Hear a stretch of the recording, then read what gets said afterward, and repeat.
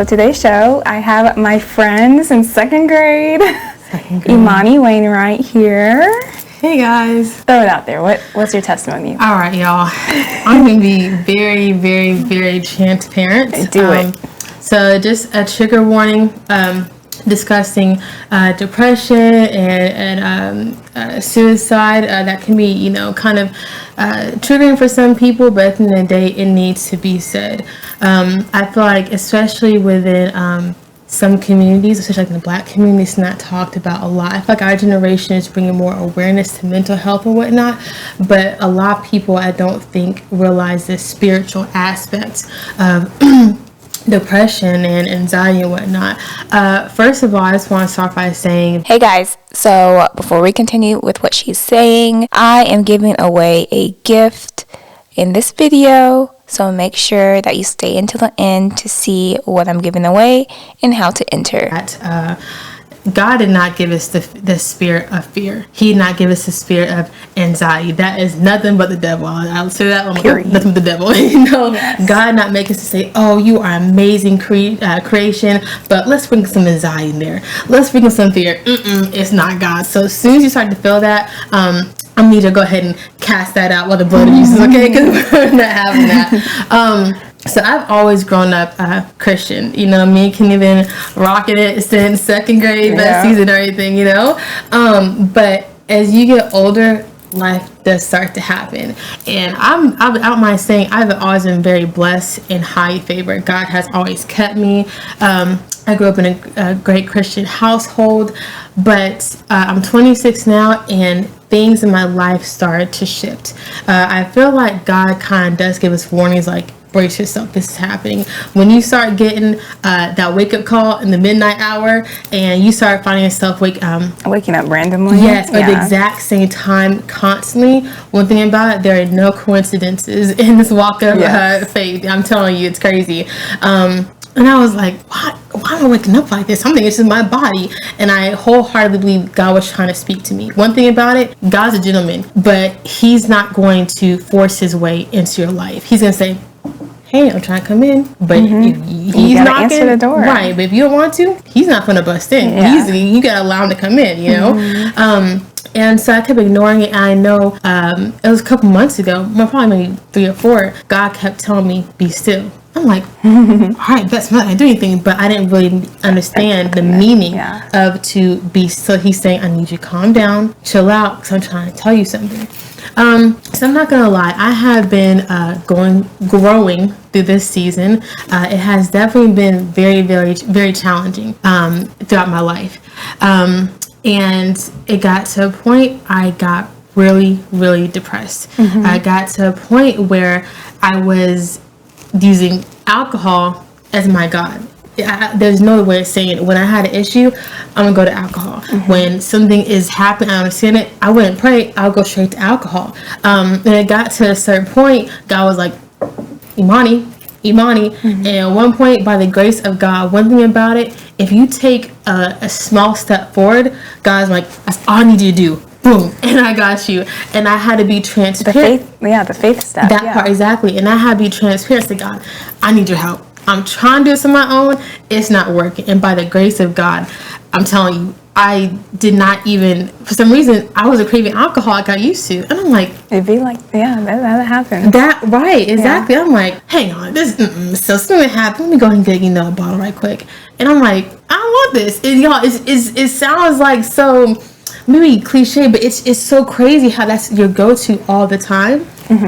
And I have a question. Yeah. So why do you think you turned to alcohol? Out of everything you could have turned to, why was it alcohol? So that's what I was actually going to get into later on tonight. It's the people you keep around you. Okay. You have to take accountability, but if you're around a certain group, and I feel like everybody pours into you, but it depends on what they are pouring into. Yeah. And so when you're hanging around certain people, like, oh yeah, well, this drink, or there's, let's just smoke, take a blunt, and pass the blunt. And you're constantly surround yourself around certain people, but you also see how their life is turning out. Red flag. It's okay. And then I easily fell into, again, going through that walk. And by the grace of God, like I said, I didn't have that desire anymore. And I know that was only God. I could go on and on about that, but for time's sake, and depression got the worst of me. I'm thinking, okay, my season's almost over, but I kept going through things, going like, God, when is this season gonna be over? Every time I thought I hit rock bottom, boom, another level. But I'm realizing God had to break me in order to build me up again. But to the point that gracefully broken. Oh, absolutely. And I thank God for it every day. But the point I wanted to get to, things got to a certain point where I thought, I can't handle this anymore. And I wish more people talk about it, but got to a point, my depression started going into suicidal thoughts. And it's very unfortunate because I can say specifically what my experience and other people's experience as a Black woman, our depression sometimes looks a little bit different. So I know for me personally, sometimes people are like, oh, well, you have an attitude, or oh, she thinks she's all that. And it's like, no, I have a lot going on right now. People are used to, oh, Imani, da da da, hey, how are you doing? Well, I'm walking around like, you know. That's how like depression is though. Exactly. It's crazy because like I remember like you sent me pictures of like us, me, you, and another friend when we were like maybe like freshmen in college or something. I don't know. And we all met up when we came back home for the summer or something. And then I remember looking at the picture and I was like, why am I not smiling? Like I look so dark. It was crazy. But yeah, that's how depression kind of like is shown on people. Exactly. Right. And it got to a point I was blaming God. And I was like, well, God, if you were here for me, you would do this, that, and third. Again, I wasn't in my Bible. I wasn't reading. I wasn't taking that time to really connect with God and have those quiet times. Like, let me, hear God out. And I didn't realize until, again, I would open up and get in that circle of God-fearing people where I realized, Imani, you don't realize that when you start to think that way, you're doing witchcraft. I said, who's doing witchcraft? Not Imani Louise. I don't do that. But again, I don't think it's talked about enough as far as the spiritual realm of things. And I'm realizing I'm starting to hear certain things. I'm like, what the heck? Like that's not me. But realizing that that's how the enemy gets you. He's like, okay, cool. I got her. I'm reeling her in. And it's like, you have to stop that immediately.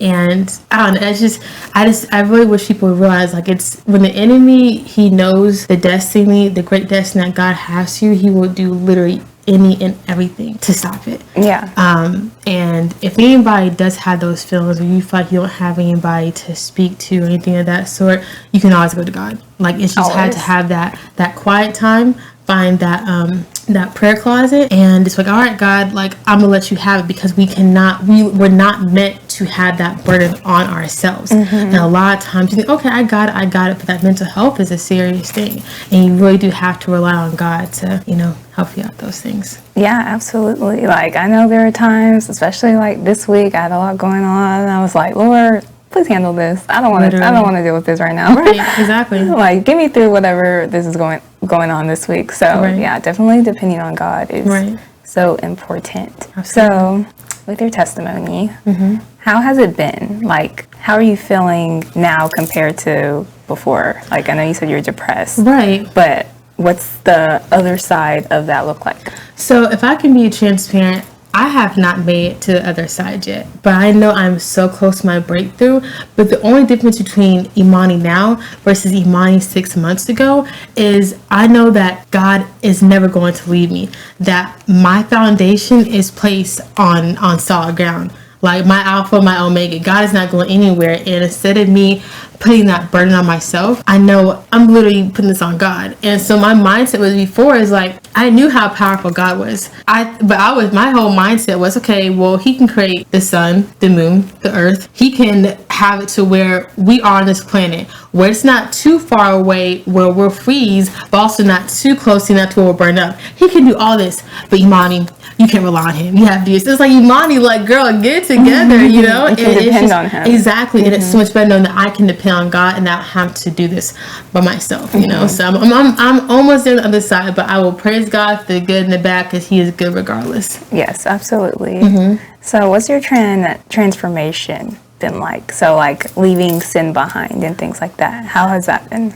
I'm not gonna lie, it hasn't been the easiest thing, especially. It's not going to be. Yeah. Exactly. I've always been a Christian, but by grace of God, me and my brother had got baptized at the whole church on October 1st. That was a big, big blessing. I thought, oh, life is going to get, amazing. The enemy said, oh, you about to get baptized? You and your brother? I'll come before you. But that's okay, though, because I got the power of God. Boom, boom, boom. Don't blame me.